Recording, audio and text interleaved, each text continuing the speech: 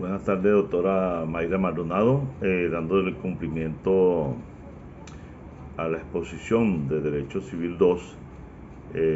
Me toca a mí hoy desarrollar el tema sobre el hecho jurídico. Le habla el licenciado William Graván, ¿verdad? Para entonces dar comienzo a la exposición sobre las clases de Derecho Jurídico, actos jurídicos, clases de negocios jurídicos y las posibilidades de elaboración de una teoría general del negocio jurídico. Este tema pretende desarrollar un, un informe sobre el concepto o los conceptos generales, con especial atención en aquellos que se marcan en el ámbito del derecho civil. Entre estos, el hecho jurídico, el acto jurídico y el negocio. ¿Qué es el hecho jurídico? Según Raquel Contreras López, es todo fenómeno de la naturaleza y el comportamiento humano que el legislador considera atribuible de consecuencias jurídicas. Tales consecuencias o tales efectos pueden constituir la creación, modificación, transparencia o transmisión o extinción de un derecho. Como por ejemplo podemos encontrar un contrato de compra-venta en el cual se quiere el derecho de exigir la cosa comprada o por parte del comprador y exigir el dinero por parte del vendedor o deudor por medio de un pago. La clasificación del hecho jurídico. Por su contenido pueden ser positivos los testamentos y pueden ser negativos la falta de pago o otras formas que queden en deuda. Por su composición o estructura, son simples, que consisten en el hecho único, que sería el nacimiento, y complejos, que constan de varios elementos o hechos. Usurpación, que requiere el hecho de la posesión por el transcurso del tiempo. Por razón de la gente, naturales de carácter involuntario, la muerte o la supervivencia. Y humanos de carácter voluntario, actos concluyentes, actos jurídicos, negocio o negocio jurídico. Ejemplo de un hecho jurídico: la muerte, la promulgación de una ley, el nacimiento de una persona, la declaración de guerra o la firma de un contrato de otorgamiento o testamento. El acto jurídico en sí es la manifestación expresa o tácita de voluntad con la intención de crear, transmitir, modificar, extinguir derechos y obligaciones, las cuales son reconocidos por la ley. Clasificación del acto jurídico. Acto positivo es el nacimiento, modificación, extinción, etc. de un derecho. Depende de la realización del acto. Tal es el ejemplo: la firma de un pagaré, la entrega de una suma de dinero, la realización de un trabajo o de una obra de arte. Actos negativos. La conducta jurídica consiste en una omisión o abstención. Tal es el caso de las obligaciones de no hacer. El propietario de una casa alquilada a un tercero debe abstenerse de perturbarlo en el goce o disfrute de ella.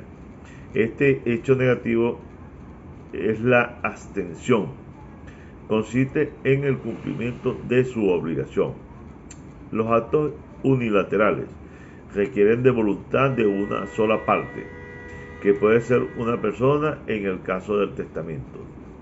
Actos bilaterales requieren consentimiento de dos o más voluntades. El consentimiento, como son los contratos. Los actos entre vivos son los actos jurídicos cuya eficacia no depende del fallecimiento de aquellos cuya voluntad emanan, ejemplo los contratos. Actos de última voluntad o mortis causa son contratos que se efectúan después del fallecimiento de aquellos de cuya voluntad emanan, ejemplo los testamentos. Actos gratuitos son aquellos en que la obligación está a cargo de una persona o de una sola parte y responden a un propósito, ejemplo las donaciones o el testamento. Actos onerosos. Las obligaciones son recíprocas y cada contratante las contrae en vista de que la otra parte se obliga a su vez. Así ocurre la compraventa, la permuta, etc. Actos formales o solemnes. Depende de la observancia de las formalidades ordenadas por la ley, y actos no formales o no solemnes, aquellos cuya validez no depende del cumplimiento o solemnidad alguna. Actos patrimoniales dependen de un contenido económico. Actos de familias son derechos y deberes de familia o extrapatrimoniales. Actos administrativos. El acto administrativo solo se transfiere la tenencia, el uso, el ejemplo o por ejemplo el arrendamiento o el comodato. Actos de disposición. Se transmite el dominio, la propiedad, la cosa, por ejemplo, la enajenación o el gravamen. Actos abstractos de causa. En el acto abstracto, no obstante desconstituir una declaración de voluntad, se revela el ánimo de generar efectos jurídicos que interesen a la gente. No llevan causa incorporada entre sí. Ejemplo, el giro de una letra que, conteniendo la obligación de pago, es independiente de su causa.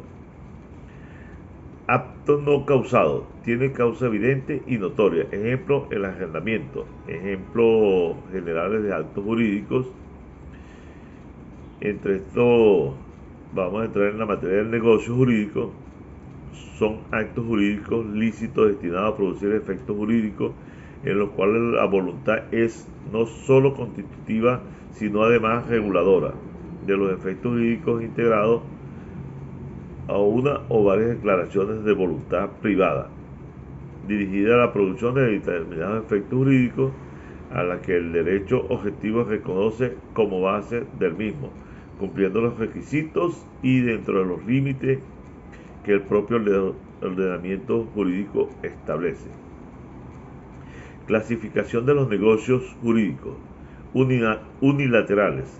Es una declaración voluntaria, como por ejemplo el testamento. Bilaterales. Son dos más declaraciones de voluntad, como por ejemplo la compra-venta. Complejos o colectivos. Es donde los intereses de los concurrentes son convergentes, no contrapuestos. Ejemplo, la constitución de una sociedad es de hacer notar en este caso que puede existir una sola parte que represente a varias personas actuando conjuntamente. Causales. La causa forma parte integrante del negocio.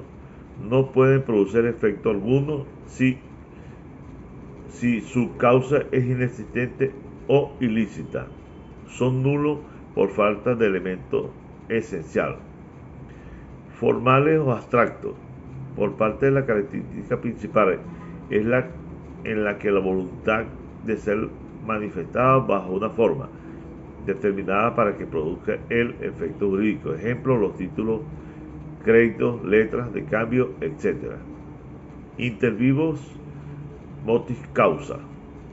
Regula las relaciones jurídicas de las personas por parte y para el caso de su futura desaparición. Ejemplo, el testamento. Familiares.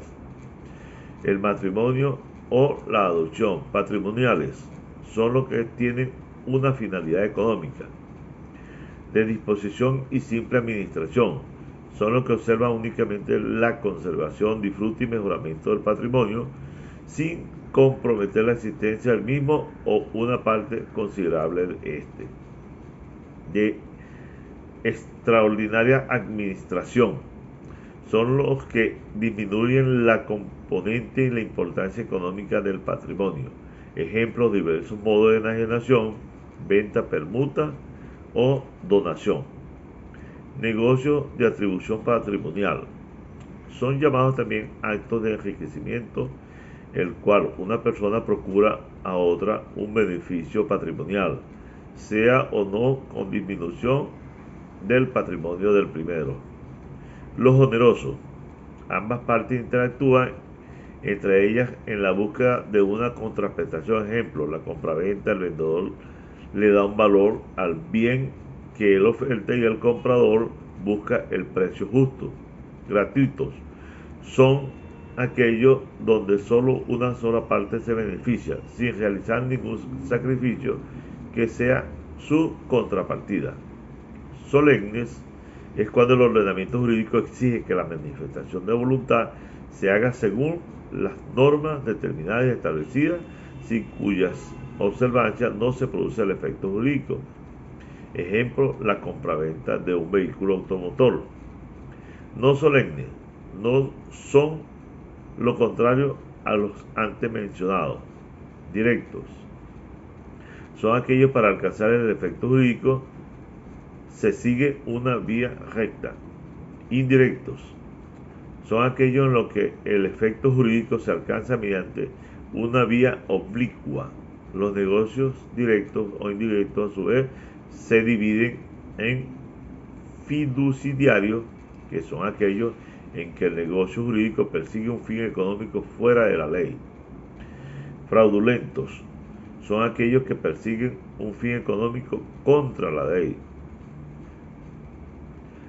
Posibilidades de elaboración de una teoría general del negocio jurídico.